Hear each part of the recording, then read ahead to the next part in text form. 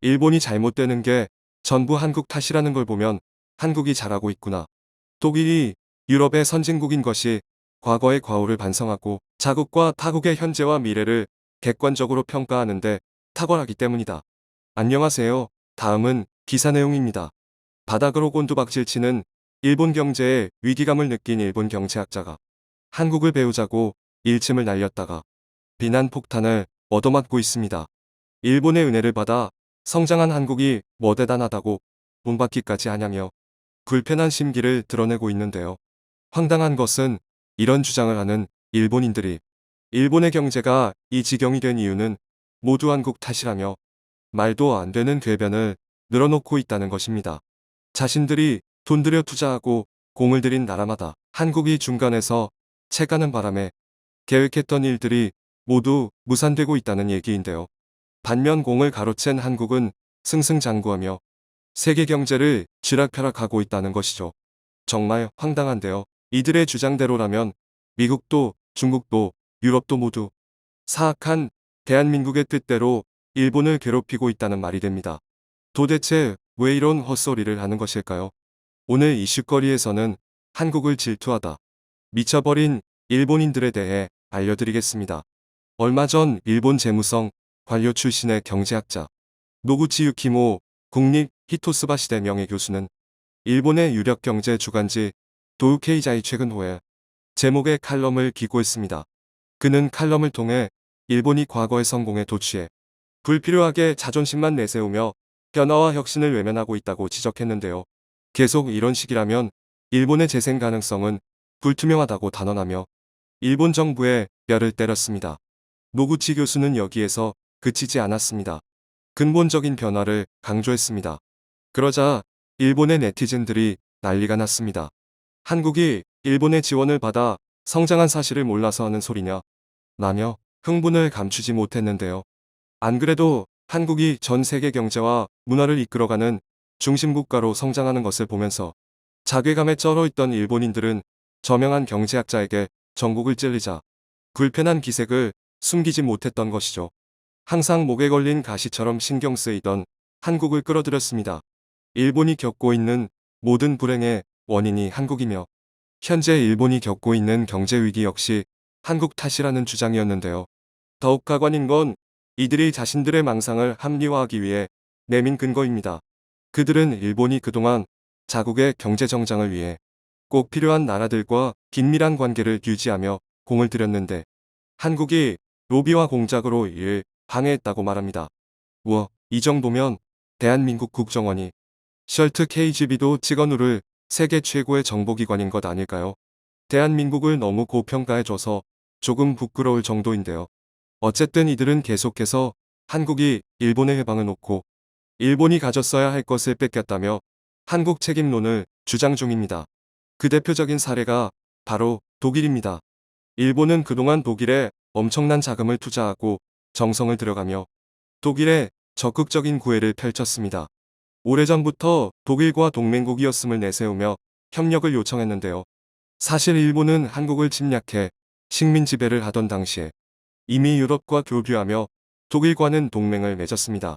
당시 일본은 독일, 이탈리아와 동맹을 맺으며 힘을 과시했지만 전범국이라는 불명예를 씻을 수는 없었는데요. 하지만 이것도 동맹은 동맹이라며 김칫국을 마시던 일본은 마치 독일과 전우매를 나눈 형제인 양행세하면서 독일엔 남다른 유대감을 갖고 있었습니다. 그런데 독일에서 전혀 생각지도 못했던 뜻밖의 기사가 보도되자 일본이 큰 충격에 휩싸였습니다.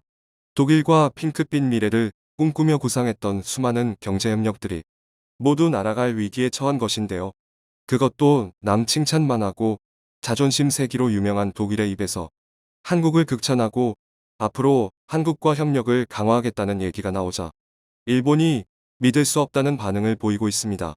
게다가 왜 우리가 아니고 하필 한국이냐며 당황한 기색이 역력한데요. 대체 일본을 이렇게 큰 충격에 빠지게 한 독일의 보도는 무엇이었을까요?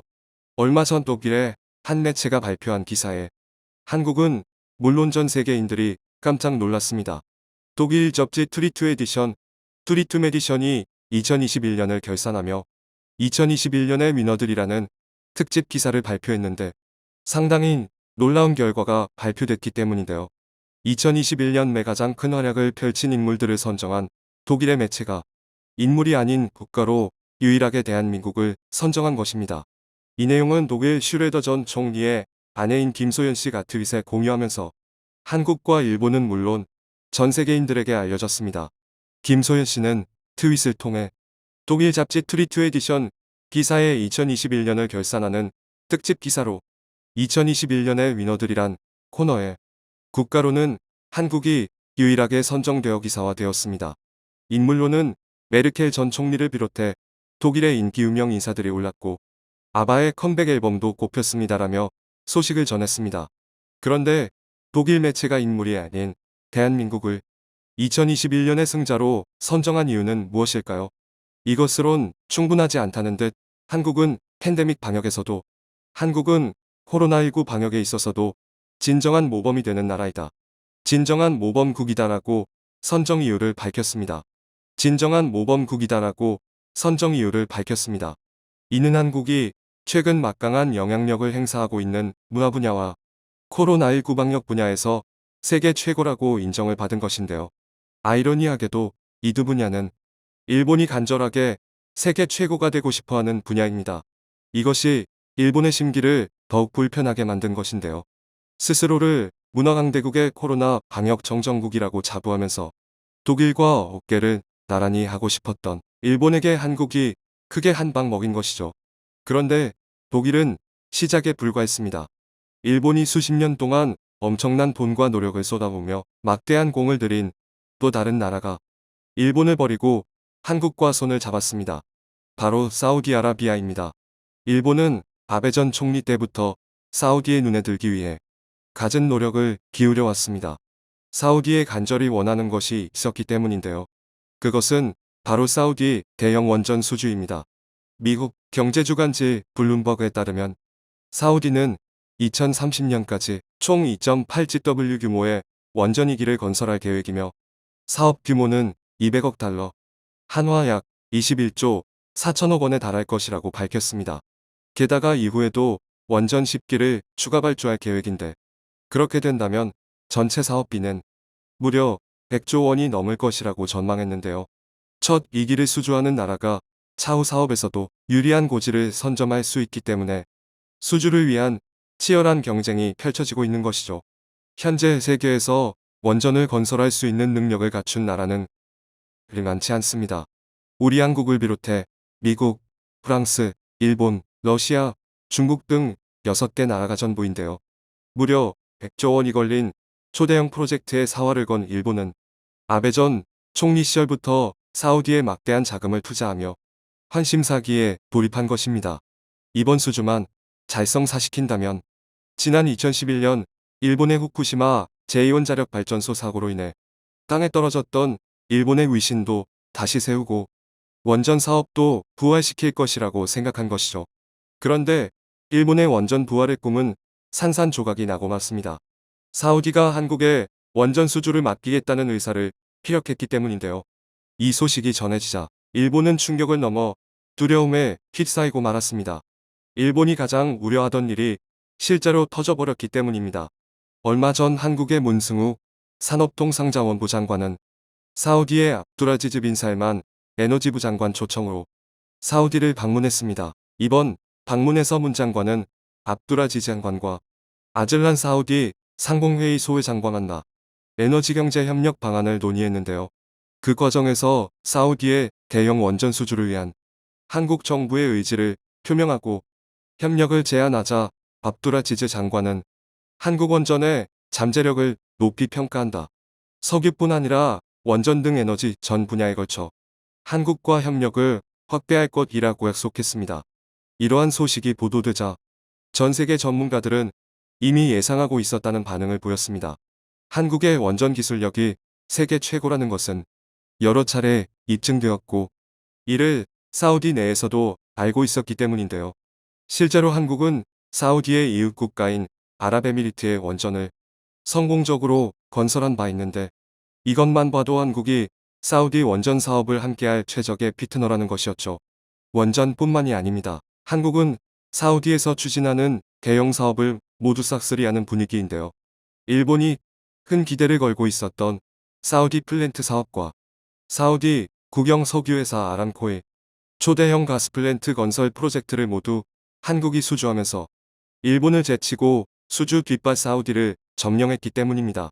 이렇게 보니 한국 때문에 망하게 생겼다는 일본의 얘기가 아주 틀린 말은 아닌 것 같은데요. 이제 대한민국의 기술력은 일본이 감히 넘볼 수 없는 오르지 못할 나무가 된 것이죠. 그것도 모르고 한국을 따라잡겠다며 설치다가 가랑이가 찢어져 징징대는 일본이 한심할 따름입니다. 청중의 일부 의견. 뭐 안 되면 한국 때문이란 변명은 그만하고 우리 한국이 일본에 뭐 큰 거 바라냐. 그저 과거사를 직시하고 사죄와 그에 따른 보상을 하라는 거다. 일본도 한국을 계속 적대시해봐야 일본 경제나 안보 면에서 일본 스스로 본인에게도 이득될 게 없다. 한국을 적대시하는 정책을 버리고 과거사에 사죄를 해서 보다 좋은 이웃나라로 거듭나길 바란다.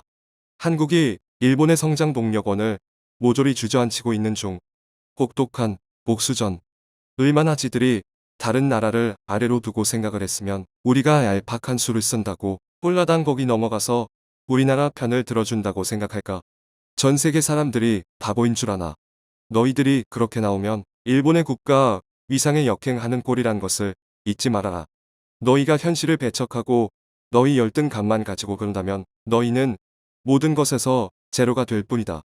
벼는 익을수록 고개를 수그린다고 했다. 이것은 자연의 이치이다. 이것을 너희는 알아야 한다.